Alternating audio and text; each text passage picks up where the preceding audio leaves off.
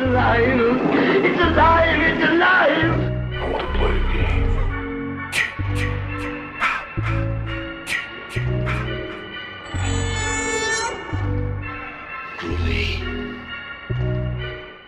Hello and welcome to the Sounds from the Grave podcast. My name is Yussef.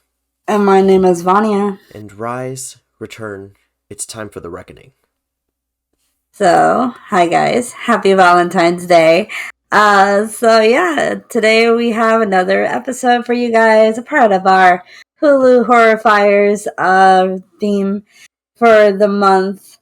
We'll also be covering a movie today that it has to do with another type of love horror film kind of thing, that family, nothing incestual, is between father and daughter relationship and that kind of thing. I almost said that wrong, but no, it's not that kind of movie.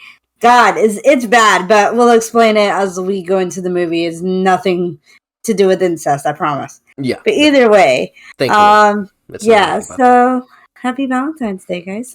Happy Valentine's Day. Yeah, we figured we wouldn't do like a Valentine's themed movie just because like everybody's gonna be doing a Valentine's themed movie if they're doing podcasts or like stuff like that. So we're like, we're not gonna get involved with that.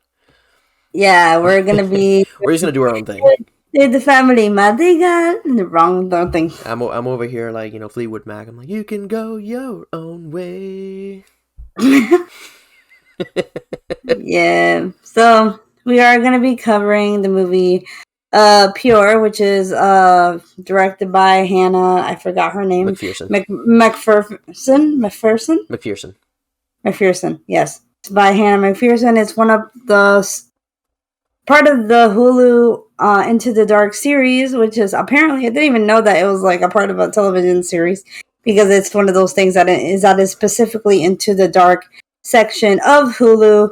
But that's actually the last little film that happened between that, like a part of that season before they continued on into the Dark series, that kind of thing. Yeah. So you're going to be doing Pure. It has to do with girls and their dads and their purity rings and pastors and Christianity. And my favorite topic of all, Lilith. Yeah, just be ready because it does deal with subject matters like religious bigotry, feminist ideals, and that kind of stuff. So it has heavy subject matter. It just we'll get to what I want to say about it later on though. Okay.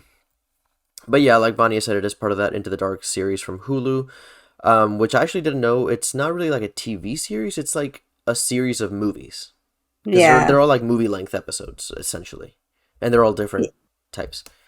Yeah, it's almost like how do I describe it? Like almost like the Fear Street series for Netflix, but obviously that was a shorter run, but of course it was just like part of the same series, but yeah, that kind of thing. So and it's same concept. I didn't even know I had seen one of these types of movies before because I had seen this movie called Midnight Kiss, which we're actually going to do in episode 1, like, I think last year.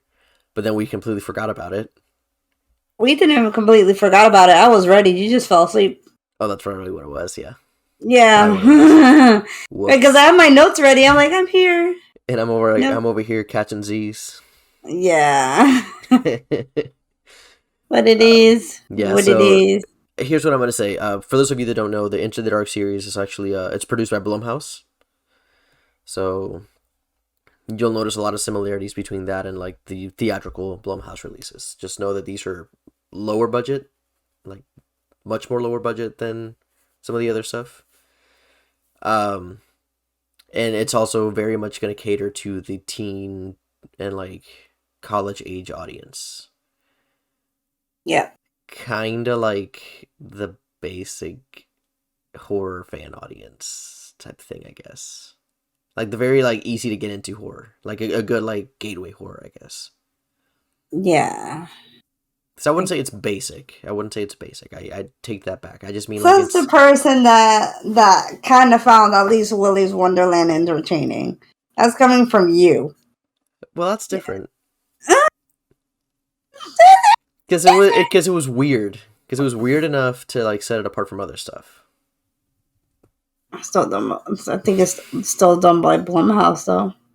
No, it's not done by Blumhouse. Was it? No. Fuck. Where the fuck is it in Hulu anyway? I give up. Anyway. Yeah. So, don't care. About this movie.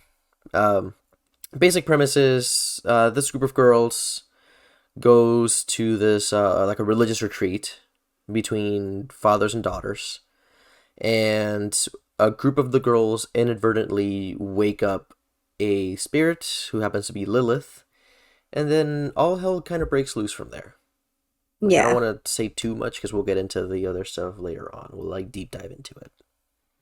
Yep. So also, guys, just giving you a straight up heads up, we will not be having grave robbing facts. Why?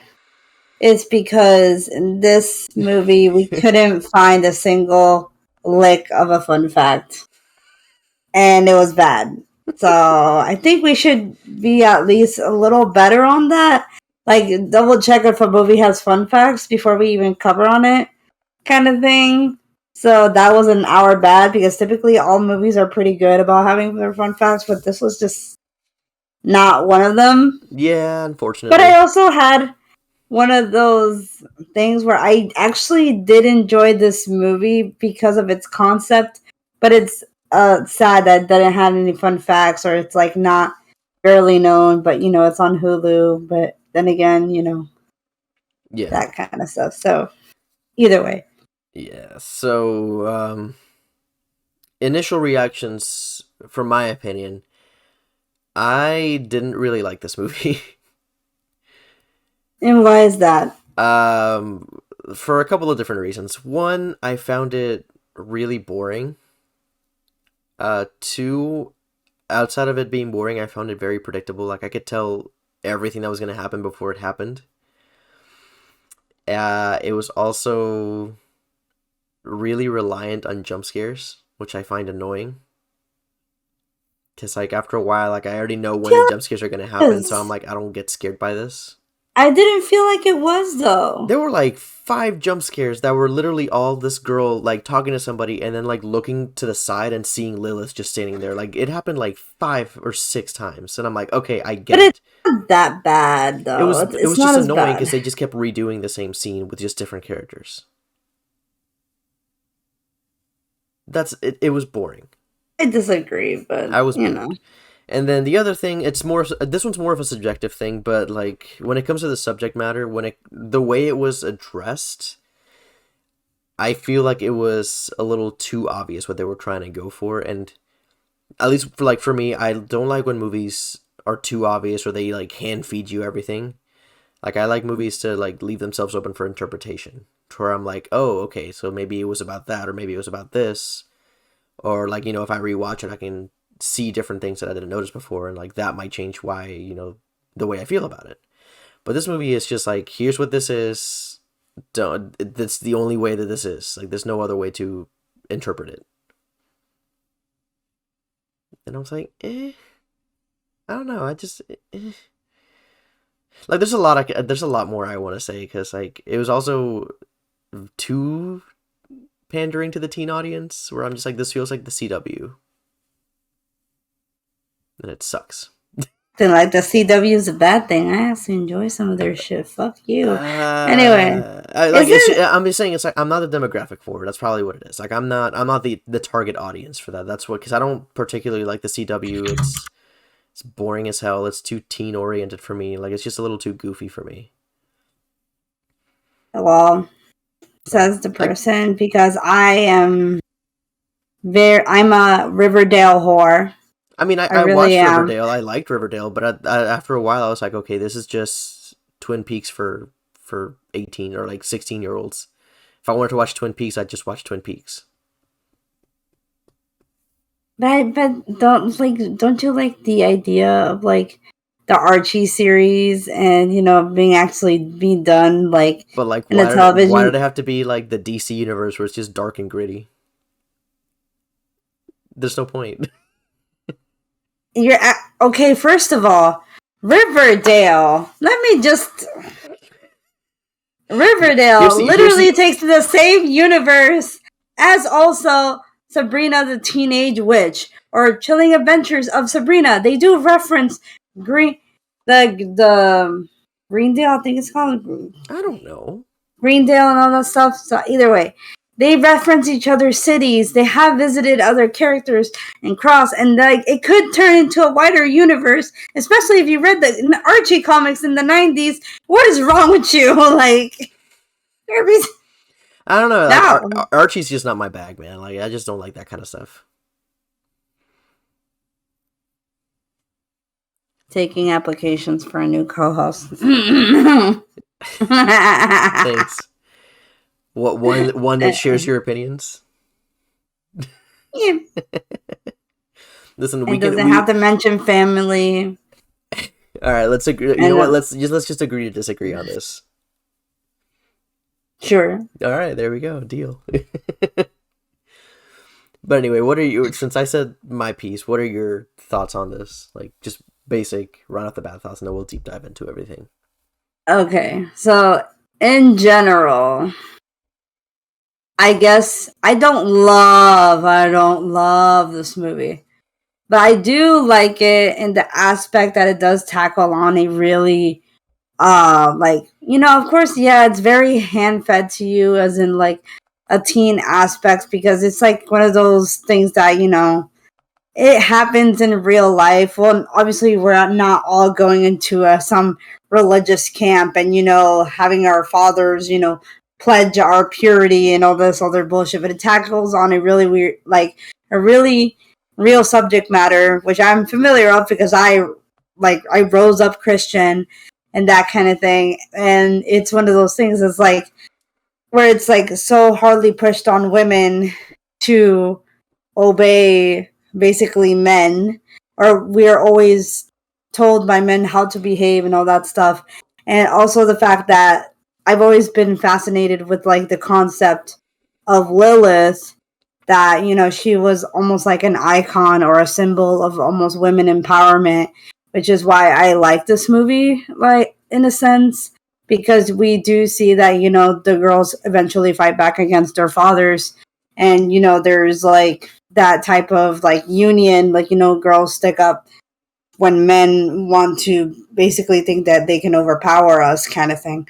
But that's just me. I enjoy the cinematic contrast and everything, but we'll dive more into it when we go into our likes or dislikes. Yeah. And all that stuff. So, yeah. Okay. Yeah, but so I guess we should start with the stuff that we liked, because I'm not completely bashing the movies. There are certain things I did like. There are some things that were done well. Yeah. A lot of those being, I did like the setting of it, like, because it was, you know, this like very isolated setting, and like it's like a beautiful like wooded area. It reminded me of Midsummer. Oh, very much. Like, when we saw the poster for it, I was like, this looks like Midsummer. Okay, this could be, you know, like the Blumhouse version of Midsummer. Yeah, sort of, I guess. Yeah, but just without that excessive killing, which is a shame. But yeah, I really like that. There were certain scenes that I did like. For example, one of the scenes that actually like genuinely I found really weird was the scene where the dads are taking pictures with their daughters. Because it looks like wedding pictures, and I'm like, this is weird, especially when they give one of the girls a purity ring. I'm like, this feels like they're like marrying their own daughters. Like, that was weird as hell to me. Yeah. And like, that's the kind of stuff I like. I'm like, that's, you know, that kind of weird zealotry, bigotry, like cultish type shit. That's the stuff that I like. Yeah. So like, seeing that, I was like, okay, I like that. And then like just like the horrible men of this movie, because every single man in this movie is god awful. And they were amazing to hate. I loved getting to hate all of them. So I'll give you that. Yeah, like those are things that I liked. So the setting was nice. The creepy moments, like the cult type stuff, was cool. Even like the sermons with the pastor, those were really well made. Those were great. It felt really real. Yeah. So I was like, damn, like, I really hope they're not religious, because they blaspheme, they're blaspheming their own religion, just saying. Yeah. Like, between the two of us, speaking from experience, we have seen stuff like that. Like, because I was raised in a Catholic private school, so like that shit was like all over the place. Yeah, literally, will hit a little too close to home. But yeah, I agree. Yeah. For me, it was just a contrast of the colors and the way that the portrayal of giving the daughters, like, their purity. Obviously, they're dressed in white. They're daddy's little girls in a sense, and that kind of thing. But the white almost represents almost like a bridal. It's like kind of like you said, like they're almost like marrying their fathers, but including God and that kind of thing, until the most righteous man is deemed worthy to marry their daughters and take their most single precious gift, like that they can give man, which is sex. Oh, God forbid. Like, I like the fact that it was delivered in almost like a bridal sense, because it's almost like insinuating, like, this is almost like being cuffed to a man. It doesn't matter, because basically in the movie, when the pastor towards the end of the movie gives them the key, then like, we give this key to you, but you're not going to carry it forever. You're going to give it to your daughter's husband. So basically it means like the bound, like having the girls bound forever by like man's law kind of thing. So I kind of like that. It just highlighted something in society that, women constantly struggle with, and they can't find their own voice.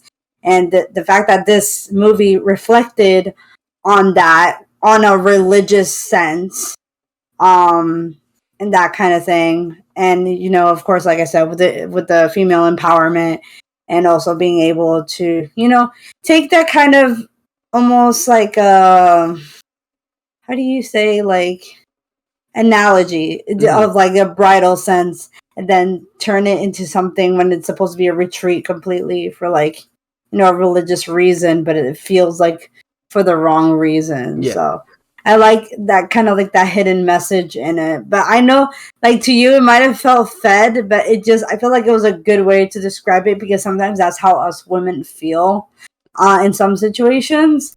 So I thought that was, it needed to be addressed, especially if, like, that's a movie that you want to put out to the public and that kind of thing. So the thing, at least for me, the thing is, like, I completely agree with the message. It's extremely important, that, like, women do not need to be bound by any types of rules set by man. Like, they are their own person.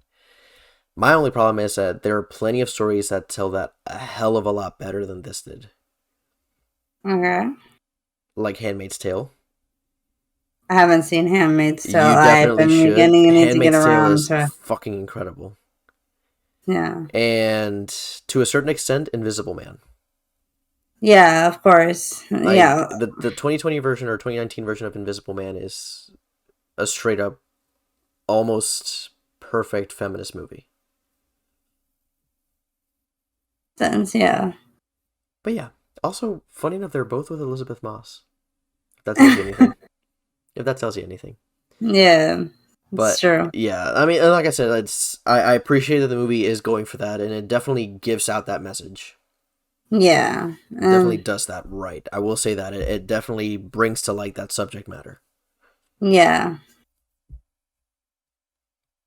But anyway, I guess since we said something more about what we did, like, I guess the things that we didn't like. Mm-hmm. It's kind of hard to, like, bring that out, because, okay, the number one thing that I did not like about this movie was, like, when the girl addressed Shay's like, adopted sister, I would like to say. Mm-hmm. Like, when she insinuated that the box was like when all the men gathered every time they took a girl away into that pastor's office, that if that girl gave their virginity up, they were being stitched up. I was like, okay, but we don't see anything that's indicating that that's what they were actually doing. All we saw them was like in a circle, kind of like praying and that kind of thing, or discussing stuff. Yeah. What would have made it real to me is if you saw the chair and then you saw like a girl's like leg in between the men. I mean, this could also be that like where like this could also be taken really bad though. It could also look like the dads are raping her, but that's not true, because if she would have said that line and then like you saw like a girl on like a little surgery chair and her legs spread out and you saw a needle, you clearly like on their hand, at least on their hand at most, we could already assume that's what they were doing, which honestly that's a wild concept. Exactly. To like tie like stitch up their hymen like for their purity. Great, yeah, because like they kind of allude to something like that, because I know that one of the girls says, "Oh, you know, they're taking it to the box. That's where the pastor checks their hymen." Yeah, which I'm assuming and then was also she did assume like oh, like you know that's that's what they stitched them up, and I'm like, oh, like that concept would have been cool to add, at least like scenes that don't have to fully show that can still be for the public of that demographic without grossing them out, because some of them can't even take that, but still like be able to tell that well, because you know those are stuff that unfortunately we all know, those little jokes like with the pastors and the little kids and all that stuff. This is very much one of them, so it's kind of like it tackles on something that happens, and or like not that, but you know, if that was a concept that people had, I was like, oh yeah, my daughter lost her virginity to like a guy. Well, nope, you're saving yourself for God, kind of thing, you know. Like it was a wild concept. I wish they would have actually shown that to indicate that. Yeah. Another thing I didn't like about this movie is that like. Also, this is when I will agree that it seemed very CW. That took me away from the message of the movie, was when all the girls were getting laid and there was like that really teeny bopper music playing in the background, and I'm like, no, not this. Every single time they were hanging out with like, every single time when they're hanging out with the teenage boys, some like CW type, you know, Vampire Diaries type shit song would start playing. Yeah, I'm like, all right, I don't need to hear this. Like, just play something, anything else. Like, anything, play the fucking Twilight soundtrack. That's actually better. Yeah. Like, hell, play that. Don't play that crap. Yeah, that's when I will agree. That's another thing I didn't like about it. Here's my question about that music, though, because I've only ever heard it used in those types of like movies or shows. Who the fuck, like, genuinely, like, listens to that music for their own enjoyment? Because I don't know anybody that listens to music like that. Unless you listen to it for your own enjoyment, Vania. Do I know that now for a fact? Notice the silence of regret and shame. Listen! That should be popping sometimes. Shut up. Like, I was like, yo, that shit gets me in my feels. It makes me feel like a young girl again. Like, leave me the fuck alone. like I feel like CW has like their own Spotify playlist of like songs that they can use in their shows.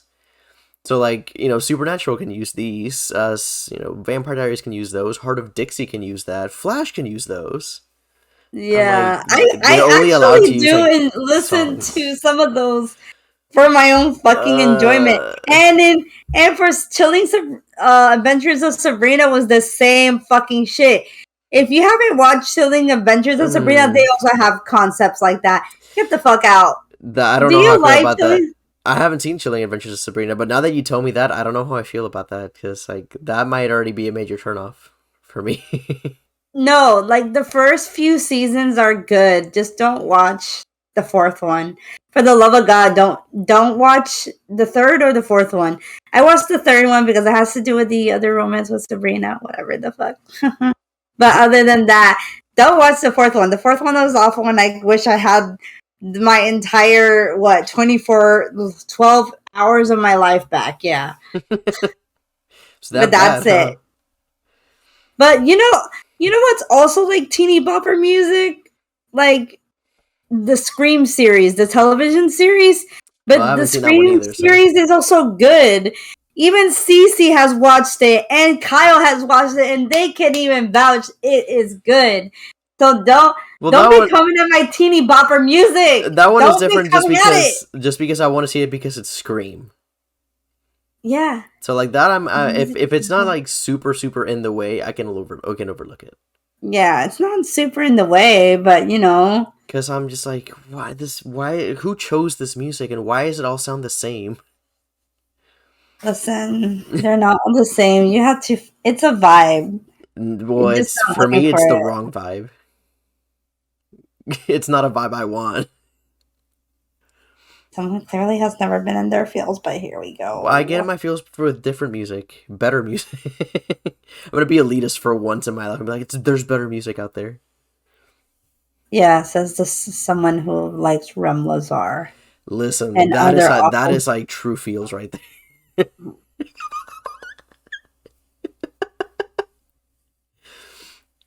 I was just joking. Come on.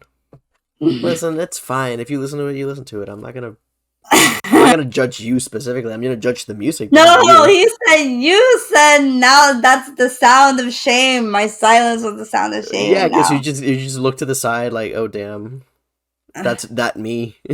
Like I don't need to be called out that way. Hey, I like being in my feels. Just quiet. It's fine. It's fine. Everybody has their tastes. Everybody has their opinions.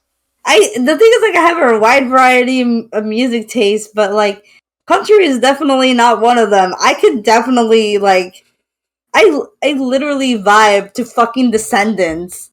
I vibe to the fucking Descendants soundtrack from Disney. I see that I like because it's more like a musical. But you know what I mean. Like, listen to all the music that they use in CW shows and tell me that none of it, they don't all blend together. No, they don't. Yes, they do. It's good for sexy time. It's good for sexy time, and when the character's alone having, like, realization about themselves. Get out of here. There's a million things better for sexy time than that. Are we all going to resolve that answer with Careless Whispers? Is that what it is? No. Careless Whispers. No. Yes. Come on. The show's canceled. This turned into a whole discussion on music. Welcome to Music from the Grave. Music's from the grave. Anyway. We did go on a whole long rant about music. Jesus Christ, what's wrong with us? Listen, it's almost 1 o'clock in the morning. We're not focused all the way, okay? Yeah, it is. We had a really busy work schedule. Work kind of sucks, my guy. But it's fun. I feel that. The schedule sucks. The scheduling sucks, but yeah. That's what it is. Things will get better, though. But anyway... where were we? Oh yeah, so we were talking about the stuff that I disliked. Or did you have anything else to add about the stuff that you disliked? You had to say yours, but I already said basically mine. And just basically teeny bopper music and the whole they could have made the. I know that the director said that she wanted to keep the dads as close to Earth as possible. But that shit was just like too tame for my taste. I'm like, I wish if they could have like pushed the limits just a little bit farther. I feel like this movie would have been a lot better. Mm-hmm. Yeah, I agree. Like this movie needed something oomph to push it over. And like I think that's why I didn't really like it because I was expecting something bigger to happen. I'm like, it was kind of a letdown. Yeah. And like I said, especially because I already knew what was going to happen. Because like as soon as you saw these girls, like spoiler alert, as soon as you saw these girls, praying to Lilith or like, summoning her, you can tell that the first time it worked is because this specific girl was there, and you could tell, it's like, oh, she's going to get possessed by Lilith at the end. And I didn't get that feeling. Lo and behold, that's exactly the only thing I thought about was. If it works because of Shay, it's because there's something special in her, like there's an ability. I didn't think that Shay was going to get possessed. See, I did, just because like she was the only one that kept seeing her. And it's something similar to like You know, the types like possession movies where usually the person that's about to get possessed sees the demon or like sees stuff and nobody else does. So I'm like, she's gonna get possessed by the end of the movie. And the dads are all gonna die. And guess what? She got possessed at the end of the movie and all the dads died. And I was like, saw it coming from like 15 minutes into this. I'm like, great, thanks for that. But yeah, outside of that too, and like I said earlier, I feel like every single time that they showed Lilith, they were trying to do a jump scare. And they were like, oh, they were trying to be like, oh, look at this shocking imagery, and it's just a girl in a white dress. Lilith was in a black dress. Then who was the person in the white dress? In the beginning, she was in black, and then she kept gradually being black until it was eventually white at some point. Because like whenever they're at when like she's at the lake swimming with the guy, she was already dressed in white. And then, like, when she was having nightmares, she was still dressed in white. I only saw her dressed in black, like, twice. So, I don't know. Maybe it's just, like, depending on how she was feeling or her mood. I think it's that simple. I don't know. See, I couldn't tell you. Demon shit. Oh, now you're thinking. Spooky. Insult Lilith one more time, bitch. I'm not insulting Lilith. I'm insulting the inconsistency of the movie.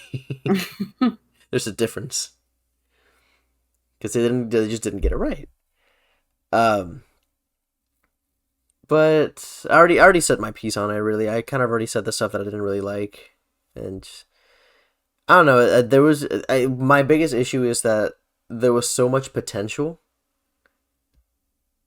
and there was so much that they could have done that they just didn't, and it just felt lazy. Yeah. You know, like you said, like they could have gone a little bit more dark. It could have been a little bit more over the top, and they didn't. They're just like, it's just she gets possessed, and then the dad's necks just snap and they fall down, and that's it. Yeah. Oh, and they're like, oh, the dad's taken to the box. They're just sitting in the circle praying. That's it. She force chokes them. Oh no, she's Darth Vader now. She's Darth Lilith. I'm sorry. I think I might be a little too cynical. I just not gonna lie. Here's what happened with this movie. I actually had to watch it twice, or I had to watch like a certain scene twice because I actually fell asleep. Like that's how bored I was. I fell asleep watching it. I literally woke up right when it ended, like right when all the parents, like dad's neck snapped. And I was like, wait, how the fuck did we get here? Let me go back. So I was like, all right, cool. And then I like watched the scene, so I was like, yeah, I didn't really miss anything.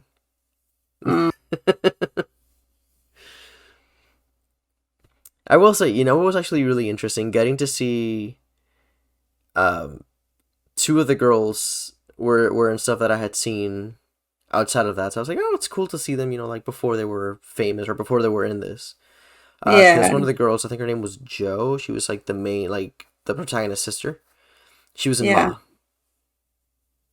She was I think she was the girl that got her mouth sewn shut.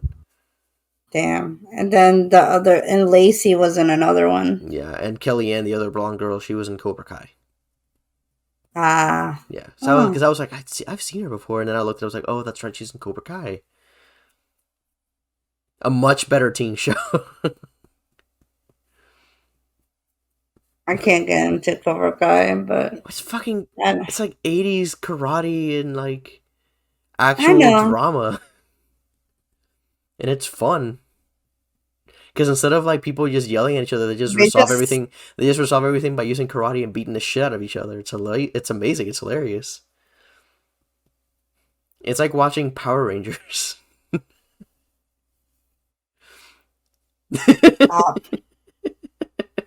Stop it right now. Someone needs to revoke your shit. I can't. As long as there's booty slapping and karate chopping and some action, he don't want that, ladies. Take notes. Take notes. I want karate chopping. He wants to slice that shit down the Jesus middle, bro. Christ. if you ain't clapping them cheeks or slicing them dice, and then he don't want you. Hey, That's what he said. listen. I'm gonna use that wax on, wax off. Have you noticed this? We have barely talked about this movie because I don't want to talk about this movie. That's why I keep changing the subject. Well, this is gonna be like a 30-minute episode because clearly, anyway. But before we get sidetracked again, of course, there's nothing. I'm sorry. Anyway, favorite. Okay, well, obviously there wasn't a lot of killing in this movie. Clearly, yeah. I guess.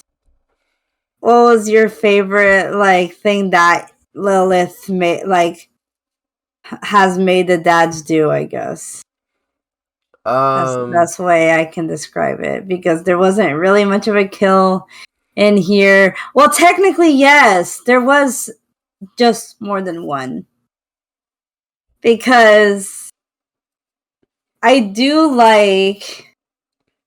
Even though what Lilith did was pretty raw, was bang the dad's heads against their forehead a lot of times to the point that they fucking bleed. It's not like a kill, but it's a strategy to kind of make them almost bow down, almost hurting their heads. In a psychological way of how much they mentally abuse women as well. But I do like the fact that Lacey said, "Fuck you" to her pastor dad, and literally couldn't take the fucking shit anymore of the church and everything that was going around. She's like, nah, you thought you could control me, but psych, and glacked herself in the face. And I was like, well, damn. Okay. She went out with a bang, clearly. Which I'm guessing that was the only reason that gun was there the entire time, just for her to shoot herself. Hey, it worked. Because that was the weird thing about this pastor. This pastor was constantly packing. For some reason, he always had a gun on him. Even during sermons, I'm like, dude, why are you carrying a gun on you? Are you expecting somebody to come and just attack you at any moment? Beyond me. Always, he was always carrying a gun, and they always made a point of it. Because right at the beginning, when the protagonist meets the pastor for the first time, you see her just stare at the gun, why the fuck is he a pastor with a gun? Yeah. And over here, he could have been Machine Gun Preacher. Machine Gun Preacher. He's the gunny man preacher. Gunny man. Gunny man. Main. See, yeah. See, now I want an action movie with a priest where he gives you that one liner when he's about to shoot you. He's like, "You've just been excommunicated." Bang. It's so dumb. Why do you think I like it so much?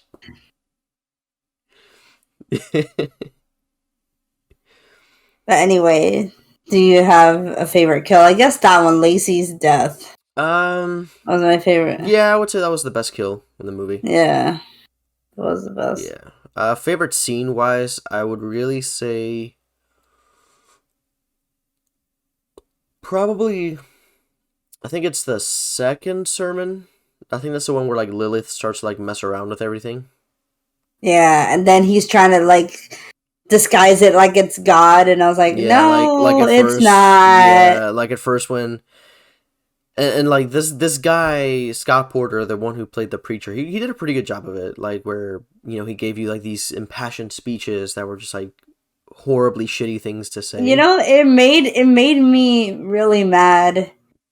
But in a good way, when they used the analogy, I was like, "Oh, you like gum, right?" And then she's like, "Yeah." I was just about to mention that. Yeah, that it was he eats it. He's like, "You want the gum now?" And she's like, "No." I was like, "Oh, yeah." So you don't want something that's used. So basically, the concept is men don't want trash women that have already been basically, broken into their hymen. They want pure virgins. They want pure virgins. And then I do like the fact that Joe stood up in front of Lacey's thing when she was preaching almost with her dad was kind of in a way. She's like, yeah, we're expected to wait for them, but they never wait for us. So I was like, Yeah. Which I loved. I was like, yes, thank you. yeah. I was like, I know that's right. Yeah, like Men that out kind of here scene. mad. Yeah, like there were certain moments where I was like, okay, I like that. There just weren't Yeah, enough of them. I just wish there were more of them. that's fair. But yeah, like when Lilith is like messing around with like the when she makes the cross fall down by itself, and of course the guy's like, oh, that's just God calling attention back to himself. It looks like I went a little too far. I was calling attention to myself. And then like when she starts messing around with like the sound system and nobody can hear anything, like it's all the Yeah, feedback. I'm like, okay, that was cool. I like that 'cause it's yeah, literally like her version of like men. Men have been shutting women up for centuries. Here's me literally shutting you up right now. So I was like, yeah. okay, that's good. I like that. I like that type of like mind game to it. Yeah, So that I was wish good. there was more of it for Lilith. Exactly. Like I wanted more of Lilith just messing with these people. Yeah. Except for like that one time when they're just taking a picture and See, she like here's possesses the like the thing, one though. dad. Like she just possesses this one dad and she just pushes him. So he just like plops back and I'm like, that's it? Like that's all you did, Lilith? Like you couldn't do anything a little darker than that, Just push Yeah. this guy down. The thing is, like, I wish they didn't paint Lilith as this scary entity, and they should like be taking it as an opportunity of Lilith trying to help these girls escape that reality. Yeah, I think I think that would have been a better route for it. yeah, I think they were trying to go for something kind of like Sixth Sense where the kid doesn't know what it is, so he's afraid of it. It isn't Yeah, until he actually like goes up and talks to it that he conquers his fear. Like something like that, I think is what they were trying to go for. But I yeah, feel like just it took way too long to get to like the actual resolution of it. yeah, So like if they had done it like halfway through the movie, I think it would have worked out a little bit better. yeah, Like where they realize, oh, like she isn't evil; she's actually trying to help us. yeah, makes sense. But obviously, sorry, this may be a really short episode, guys, but we end with one of our final thoughts on this movie. Like I said, it has some cool moments. The concept was interesting. I just feel like they didn't do what they could have. Like they could have done a lot more with it. To the point, Yeah, like I said, I was just kind of bored because I was like, I want something a little bit, of a bigger scale to happen. mm, Like obviously, I'm not saying start like killing people left and right or like start instead of like breaking their necks, like make their heads explode or some shit. Which also that would have been pretty cool though. But yeah, but it's something like what you said, where like we finally get to see what the box is. Maybe more scenes of the dads acting a little creepier, or like more scenes of ritualistic stuff that's a little bit weirder, like the marriage looking pictures and that kind of stuff. Like more stuff like that, I think would have been better. yeah, 100%. I do like the ending scenes where we do see Shay. Shay's possession was kind of low key, kind of badass. So I was like, yep, I can definitely see this. Like, you definitely see that character. I feel like the actor and that character was personified so well, and they did the acting so well that it made me almost like believe, like, like I want to be as, if she's not afraid, then I shouldn't be. And Mm-hmm. it's at the end, it's kind of like, I'm not gonna. This is gonna make me sound bad, but not make me sound bad. But it's like the mentality is like our dads are gone. We can go have sex. Let's be hoes. But it's like not like that. Yeah, I But didn't see it that way. I just saw it as like now we're our own person. We're not tied down to the patriarchy. yeah.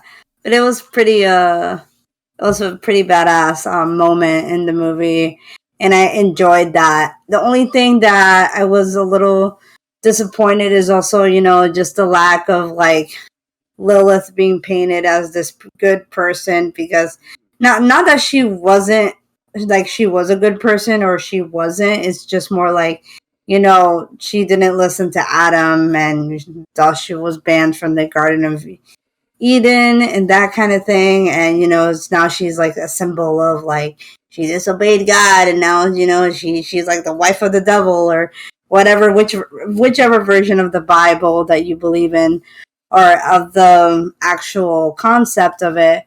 But it's a thing. But Mm-hmm. I still enjoyed the movie. Like I said, it's not, it's like it is a family-esque love, but it's like done in the wrong way. It's a disturbing kind of love for like this horrifier, especially for like Valentine's Day. So we're not trying to cover something that's like love. It's like something that can be a little bit more sinister if it was done correctly, but yeah. Yeah, I agree. Like, it was. I think it was just a little too tame for what it could have been. Yeah. So my rating would be 6 out of 10 tombstones. Headstones, tombstones, same thing. Yeah, we'll call them tombstones. We keep changing that around. Well, let's just say tombstones. Tombstones. Yeah, for me it's 6 out of 10 tombstones. Because like I said, it's not perfect. There's a lot of missing elements to it, but it's still a solid concept, especially if it's like a gateway drug into like, if you're a girl and you want to get into like horror, but you're not sure where to start and it's not as scary, that's definitely something that you could check out.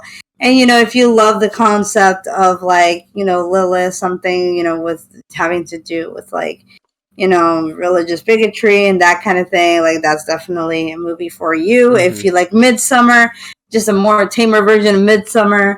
But yeah. Yeah, like way tamer. way tamer. It's like Barney. Midsommar. If Barney made Midsommar. Oh my god. Jesus Christ. Yeah, my rating for this is actually going to be the lowest rating I think I've ever given anything on the podcast. I'm going to give this one a 4 out of 10. I thought you were going to go 3. No, because like I said, there was still a good amount of scenes that I liked. There was still the concept itself I liked. The message I liked. It was just like the way it was executed that I didn't like. Yeah, that's fair. And that for me is what hurt the movie the most. That's true. Yeah. But like I said, I think what was most frustrating is just like the potential, because you can see there's flashes of what it could have been. Yeah. But it is what it is. I would recommend. Yeah, I would recommend this for that teen crowd or somebody that kind of turning like 13 or 14, maybe starting their freshman year of high school. This would be like a good movie to watch to like really get an idea of the feminist ideals. Like, yeah, that's a good way to start. Because like you can, especially because it's a little relatable. Because the girls are supposed to be around that age too, right? They're supposed to be around like 14, 15 maybe. Yeah. So I think like that would make it a little bit more relatable too. So it's just like, oh, these girls are dealing with the same thing I'm dealing with. Obviously, it's a little bit more exaggerated, but it's relatable to somebody. Yeah, for sure. So yeah, it's not a movie that I wouldn't say, oh, don't watch it. It's a piece of shit, because it's not. It still has some merit to it. It still has some value to it. It's just not my thing. Yeah. But for me, like I said, it's just that. What I said. I'm not going to repeat myself. But yeah. But yeah, those were our thoughts on Pure. Pure, yeah. Pure. The new fragrance from Dior. Pure. Well, anyway, guys, I hope you guys are, if you're listening to this with your honey, hi, how are you? Guys. We hope that you're having a wonderful Valentine's Day. But I guess we are going to be signing off. I guess with me, I'm AJ Chen Cultus. I'm on Twitter and on YouTube. I basically do makeup, do coverage of like AJ Chen haunts and Universal Park stuff. Basically, fun stuff that goes around the park, especially like Mardi Gras and all that stuff, which I still need to go to. Yeah. But I do makeup and I love talking horror. So if that's something that you're interested in, check me out and, let's talk, let's be friends, that kind of thing. But there's also other interesting people in this podcast. So Yussef, where can we find you? Well, hey there. So you can find me on Instagram at Yussef1220 and on my Twitter at itbeyusef. I'm usually more active on Twitter because I don't ever take that many pictures, so I don't post anything on Instagram. So I'm lazy as fuck. And then for our podcast itself, you can find us on Facebook, Instagram, Twitter, and YouTube as Sounds from the Grave. We just posted a YouTube video recently of us doing a walkthrough of the Universal Monster store over in Orlando, at the Universal Studios Orlando, which was a lot of fun. Really cool store. And then for our podcast itself, you can listen to us on YouTube or watch us on YouTube because we have video versions of the podcast there too. You can also listen to us on Anchor, Spotify, Apple Podcasts, and pretty much anywhere else you can listen to podcasts. Yeah. Yup. And again, as always, if you guys ever want to give us any suggestions or would like to discuss a recent episode with us and give us your thoughts on it, you're more than welcome to do so. And of course, if you're willing to get on the podcast and you want to talk about a horror film that you're really passionate about, Hell yeah. or if you do any horror-filled activities, or you own something horror, or you do horror commissions, we would love for you to come on the podcast, tell us about your concept and things that inspire you. That's also another thing. So, yeah, and we would love to also give you a shout out on your page and your business.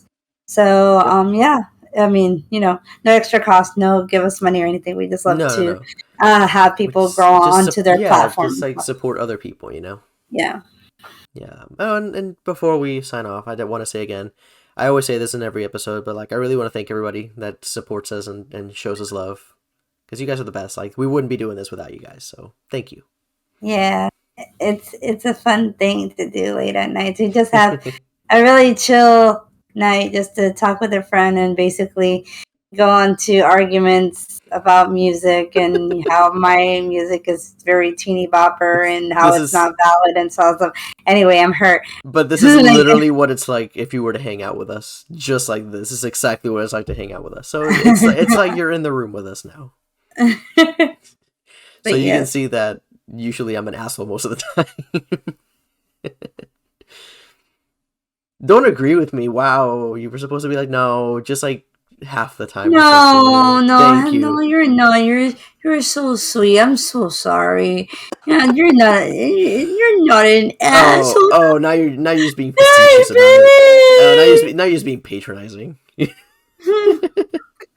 All right. Anyway, so yeah, again, thanks so much, you guys, for supporting us. And if you're listening to this on Monday when it comes out, then happy Valentine's Day. And if not, then happy whatever day you're listening to this.